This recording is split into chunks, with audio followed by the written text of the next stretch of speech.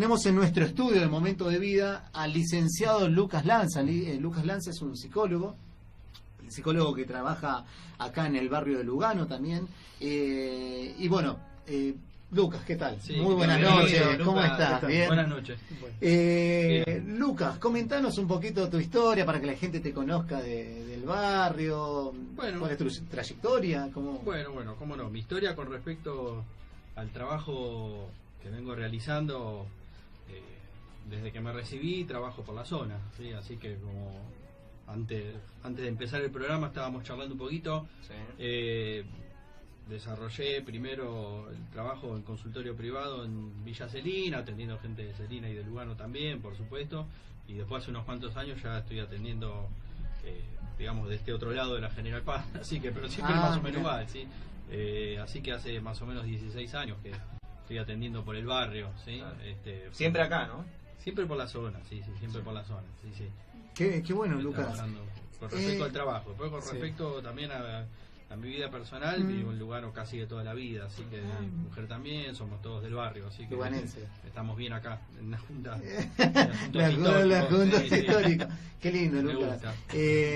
Escúchame, y vos me habías comentado que hiciste el curso de posgrado también en el Hospital Favaloro, en la universidad. Sí, hice el curso de posgrado en la Universidad Favaloro y bueno, en otros lugares también especializados en terapia cognitiva, terapia cognitivo-conductual, sí, que es lo que fundamentalmente yo aplico, ¿no? Bien, mi modalidad de trabajo, lo que se llama el marco teórico, digamos, que aplico, ¿no? Claro. Con respecto a digamos, a la psicología tiene varias ramas, ¿no? En esto de lo que sería de psicoanálisis, algunos. Sí. ¿Qué es la psicología conductual en este caso? ¿A qué se enfoca directamente? La psicología, digamos, lo que estamos hablando es de psicoterapia, en principio, ¿no? Porque si vamos al caso de la psicología es mucho más amplio, ¿no? Es una ciencia pura, la psicología. Después, como profesión, se aplica a distintos tipos de tareas, entre ellas la psicoterapia, ¿sí? Los habilitados para ejercer la psicoterapia somos los psicólogos y también los médicos, ¿sí? Sobre todo especialidades médicas relacionadas con la salud mental, ¿no? Y la terapia cognitivo-conductual es un modo terapéutico entre tantos. Se calcula que hay más de 400 modalidades terapéuticas, psicoterapéuticas diferentes, ¿no?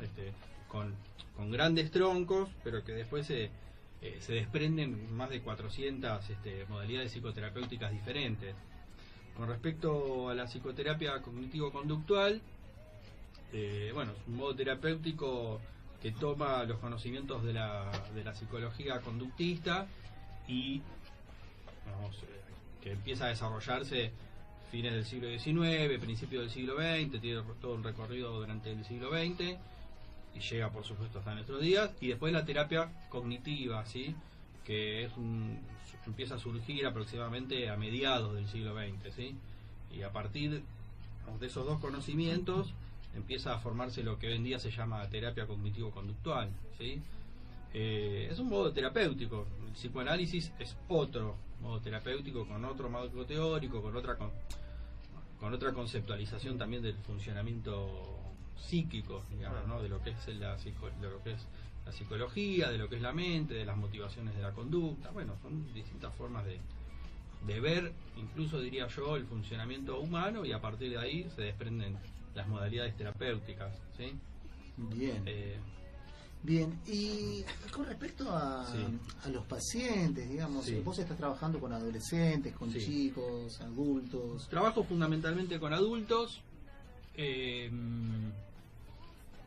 como te comentaba anteriormente, antes de que empiece el programa, fundamentalmente en lo que respecta a los trastornos que me dedico son los trastornos de la ansiedad, ¿sí? Porque es lo que, digamos, mayor demanda hay. Es como que de alguna manera la realidad me fue llevando a dedicarme a eso. No lo elegí particularmente, sino que dije, es lo que más se presenta y voy a trabajar esto. Lo que se fue dando, digamos. Se fue dando en función de lo que yo veía cuál iba siendo la demanda, ¿sí? En el consultorio. Es una de las problemáticas que más se presentan en los consultorios privados, digamos. y bueno, opté por la terapia cognitivo-conductual también, no por gusto, ¿sí?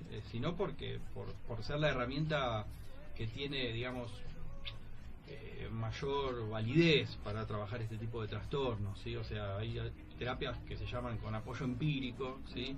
Y terapias que no, digamos, que también tienen su conocimiento y yo las respeto, pero yo opté por este tipo de trabajo porque tienen mayor apoyo empírico, ¿sí? Tienen mayor rigurosidad científica, y por eso lo opté, ¿sí? Y trastornos de la ansiedad porque es una de las cosas que más se presenta. Antes, por ejemplo, ustedes hablaban de las vacaciones de los chicos, ¿sí? Sí. Vos me habías de alguna manera me había propuesto que hable de trastornos de ansiedad, estrés, ¿sí? El estrés es como un primo de los trastornos de ansiedad, por decirlo de alguna manera, ¿sí?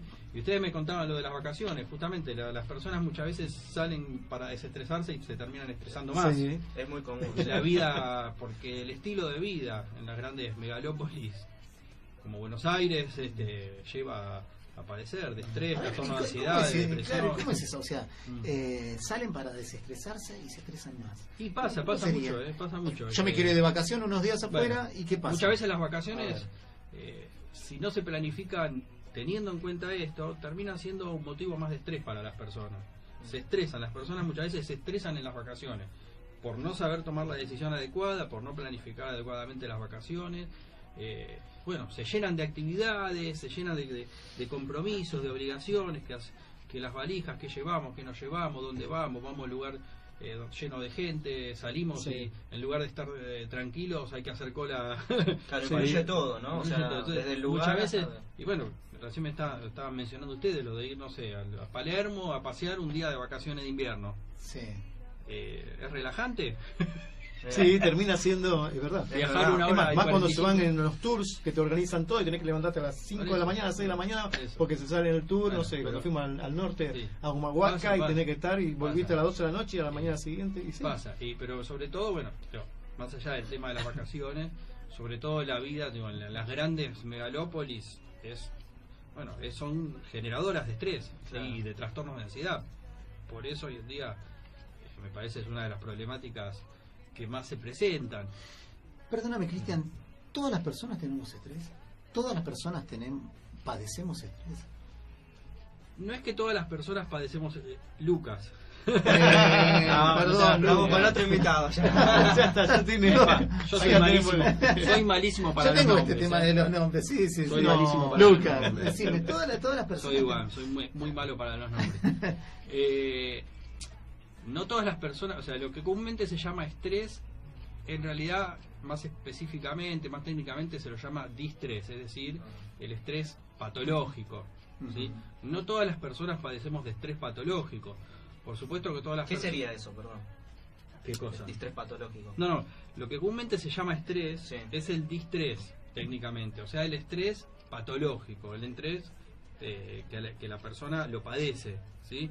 Y el estrés, en realidad, técnicamente es lo que todas las personas tenemos. Hay una línea de estrés óptimo que se llama, es decir, hay un nivel de estrés que es funcional, que es adaptativo, que nos permite a la Exacto. persona funcionar adecuadamente. Yo, por ejemplo, antes de entrar, nunca estuve en el estudio de radio, sé que tengo que hablar, estaba ansioso, Claro. ¿sí?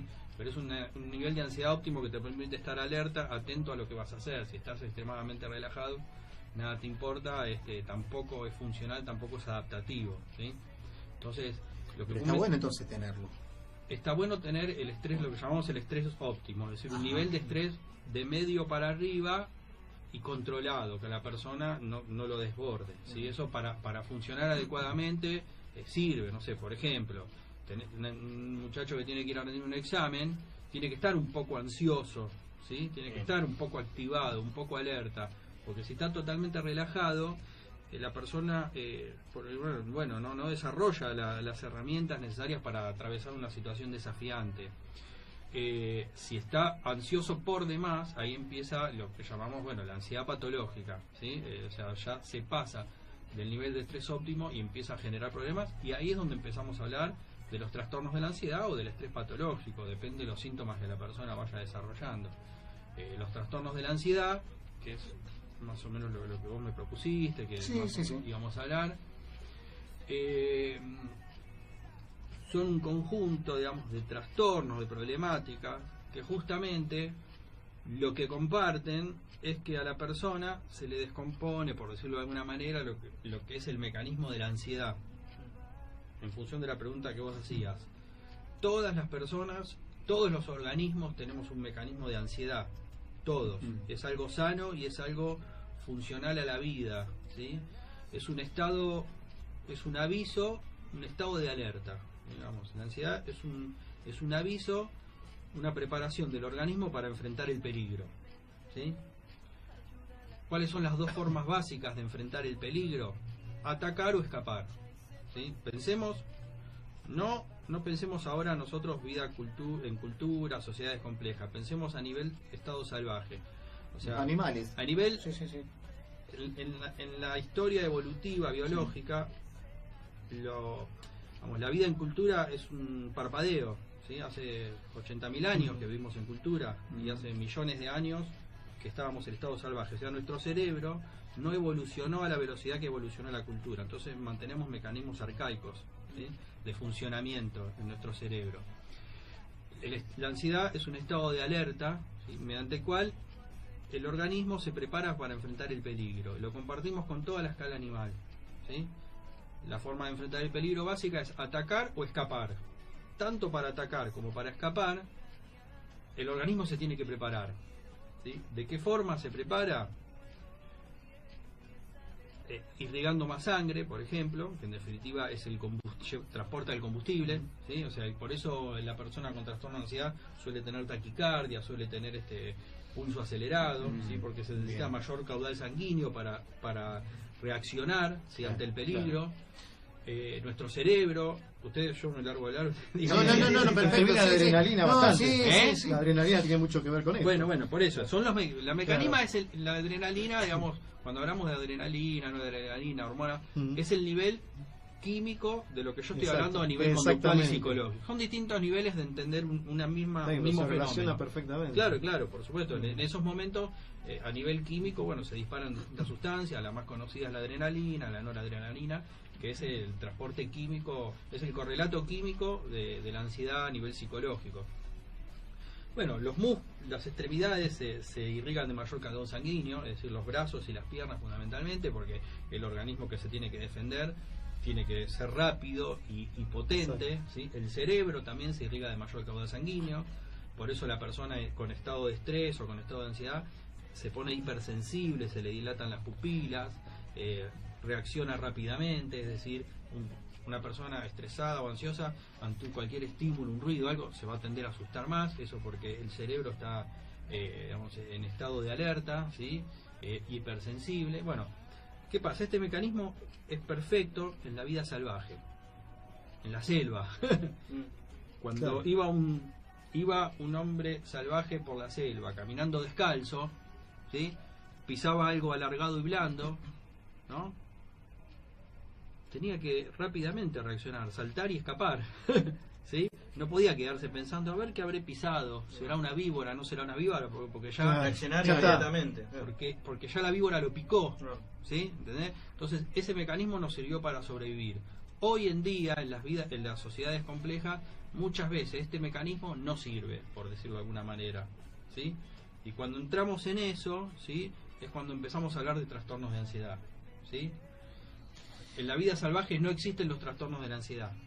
Existen estímulos, ¿no? Es por estímulo, lo que vos decías, de escapar o... Sí, es una reacción como reacción ante un peligro. Está bien. El organismo se prepara para enfrentar un peligro. ¿Qué pasa? El ser humano tenemos una capacidad diferente al resto de los animales.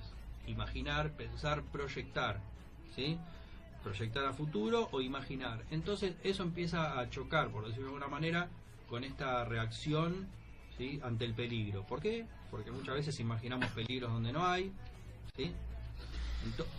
Muchas veces maximizamos el peligro o nos anticipamos al peligro, ¿sí? Entonces todo eso, toda esta mezcla de cosas por ahí que ahora yo largué por ahí de un modo por ahí desordenado, hacen que surjan estos fenómenos que hoy en día llamamos trastornos de ansiedad, ¿sí? Por ejemplo, una persona, no sé, que a partir de una sensación corporal que todos tenemos, ¿sí? Yo siempre a los pacientes les digo, bueno, qué bueno que tenés sensaciones corporales, porque si no estarías muerto, ¿sí? Todos tenemos sensaciones corporales. Yo de repente, no sé, antes de entrar, digo, estaba un poquito ansioso, bueno, se me aceleraba un poquito el corazón. Si yo interpreto esa sensación corporal, la interpreto erróneamente, ¿sí? Puedo pensar, uy, ¿qué me pasa? Me está subiendo la presión. Claro. Y ahí, si yo pienso eso, ya estoy ante un peligro. Entonces, mi cerebro no reconoce si ese peligro es real o es imaginado. Mi cerebro simplemente detecta que hay un peligro. Entonces ya me pongo en estado de alerta. Empieza a largar adrenalina, ¿sí? Demás. Entonces empieza a acelerar el corazón. Bien. Entonces la persona que lo padece, en lugar de decir, no pasa nada, estaba un poquito ansioso, no, empieza a confirmar erróneamente que realmente le está pasando, realmente me está pasando algo. ¿Me explico? Es un círculo vicioso. Sí. Los trastornos de ansiedad son un círculo vicioso. Y la tarea del tratamiento es ayudar a la persona a que corte ese círculo vicioso.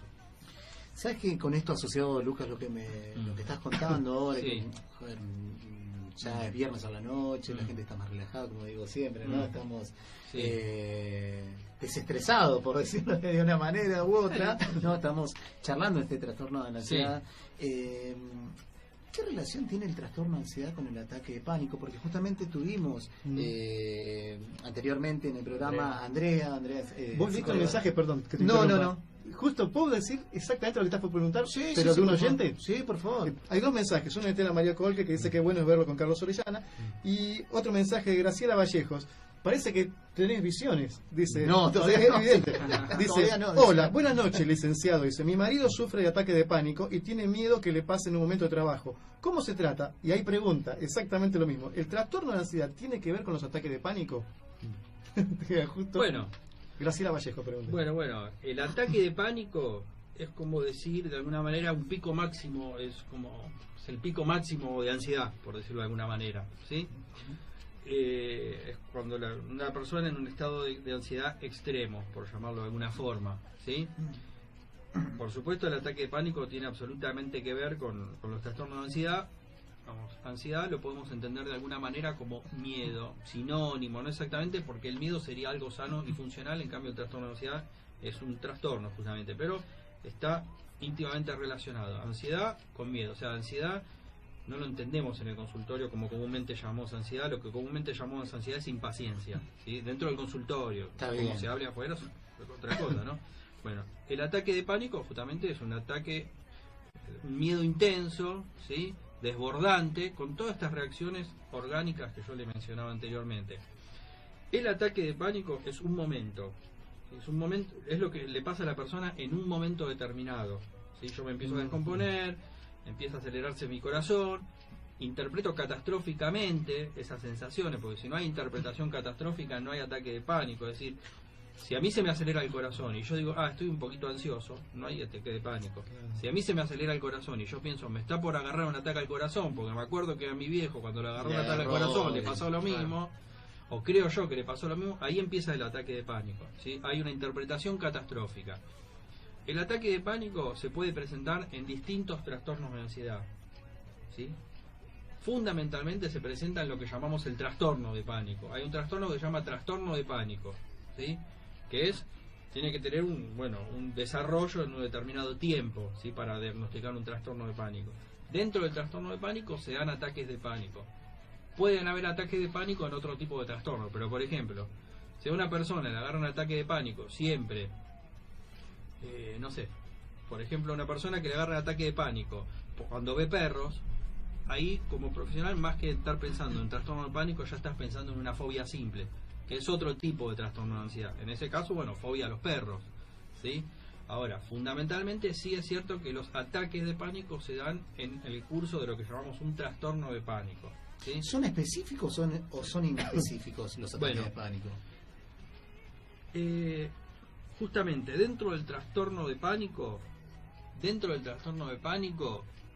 se tienen que dar algunos ataques de pánico que aparentemente son inespecíficos. Después, indagando más profundamente en el consultorio, vos lográs asociarlos a cosas que a la persona le viene pasando a partir de hacer una conceptualización de lo que a la persona le sucede, pero son aparentemente inespecíficos, ¿sí? Justamente Si se dan de modo muy específico, ya hacemos otro tipo de diagnóstico, algún tipo de fobia, por ejemplo, ¿sí? Claro. Algún tipo de fobia simple. Es decir, fobia, por ejemplo, o sea, la tormenta. La persona que solamente tiene ataque de pánico cuando hay tormentas, entonces pensamos más en una fobia a las tormentas. Bien. Ya es algo más que en un- particular, digamos. Claro, exactamente. En cambio, en el trastorno de pánico, la persona viene y te dice, y yo estaba tranquilo en casa, justamente era viernes a la noche, Claro. estaba tranquilo en casa y de repente Vino el- me agarró el Vale, ataque. Claro. Pero no estaba haciendo nada en particular, estaba en casa. No le encontrás el motivo. Aparentemente, la razón. por lo menos de modo aparente. Claro. Después, si empezás a indagar un poco más, aparecen cosas, pero en apariencia son más inespecíficos, sí, sí. Claro, ¿y en qué medida también, hablando del ataque de pánico, Sí. trastorno de ansiedad, Ah. cómo influye el factor de lo desconocido, ¿no? También, porque puedes, te pregunto, ¿no? Puede Decime, ser decime. un ataque de ansiedad respecto a algo que no conoces o algo que tenés en claro, que le tenés temor o ya sabes concreto que se debe a eso, ¿no? Tu Sí, problema. bueno, las Por personas... ejemplo, Decime, perdón que te corté, No, no, pero sí, hablábamos, decime. por ejemplo, esto de ahora las vacaciones de invierno, que uno se estresa, decíamos, bueno, la gente se estresa cuando se va de vacaciones, Sí. o sea, ¿qué te puede estresar en un lugar que supuestamente te puede llegar a... Bueno. es para relajarse, ¿no? Bueno, las personas que vienen al consultorio, como decían algunos profesores en la facultad, no leen los manuales diagnósticos antes de venir al consultorio. Entonces vienen con un conjunto de cosas que a veces depende de la lucidez de la persona o del Claro. nivel de cultural. Bueno, a veces lo tienen un poco más claro, a veces menos claro, Mm. pero vienen con un conjunto de cosas desordenadas, una demanda desordenada. Parte de la tarea del profesional tiene que ver con ayudar a la persona justamente a ordenar su demanda, que entienda mejor porque si vino al consultorio es porque algo le Algo le pasa, pasa. digamos, algún padecimiento tiene, ¿sí? A veces tienen más claro que, porque son personas que por ahí ya han sido tratadas, o porque son personas que tienen una capacidad de introspección mayor, y personas que no, que vienen más desorganizadas y uno tiene que ayudarlos más. Así que depende el caso, ¿sí? Claro. Hay personas que tienen muy claro y hay personas que no, y tenemos que ayudarlas, justamente es parte del diagnóstico, ayudarlas a entender por qué. Generalmente, esto lo hablo desde mi experiencia, cuando las personas, como vos mencionaste, por ejemplo, les agarran situaciones que supuestamente están tranquilos y demás, es porque en realidad los ataques de pánico dentro del trastorno de pánico son reacciones ansiosas fuertes ante sensaciones internas. Es una especie, por decirlo de alguna manera, de fobia a estímulos internos. Bien. La persona Está que bien. desarrolla trastorno de pánico de alguna manera desarrolla un temor intenso y desmedido a sensaciones corporales. Entonces de repente me levanto rápido de la silla, me mareo un poco y ya me empiezo a imaginar que me va a agarrar que me va a bajar la presión y me voy a golpear la cabeza contra el Claro. piso y nadie me va a Y ayudar. te hiciste toda la película. Claro, exactamente.